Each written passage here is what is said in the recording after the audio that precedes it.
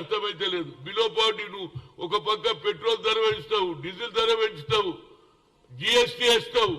ఇక ఎవడు పైకి వచ్చిండ్రా బాబు? Only corporate sector. ముఖేష్ అంబానీని మించిపోయిండు అదాని.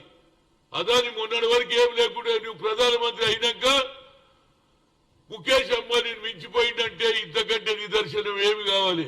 ఇది నేను చెప్పినాను. ఇప్పుడు వరల్డ్ ఎకనామిక్ ఫోరం చెప్పింది.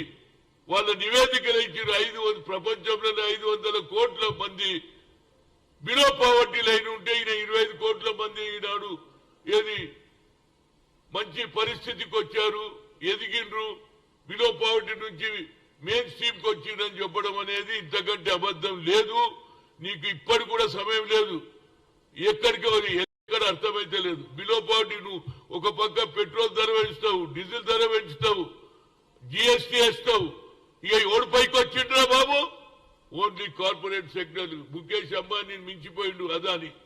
అదాని మొన్నటి వరకు ఏం లేకుండా నువ్వు ప్రధానమంత్రి అయినాక ముఖేష్ అంబానీని మించిపోయిందంటే ఇంతకంటే నిదర్శనం ఏమి కావాలి? ఇది నేను చెప్పినాను. ఇప్పుడు వరల్డ్ ఎకనామిక్ ఫోరం చెప్పింది.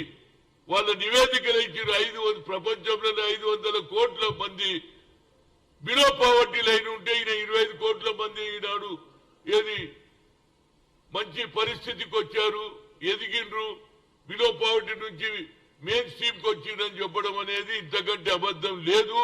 నీకు ఇప్పటి కూడా సమయం లేదు. ఎక్కడికి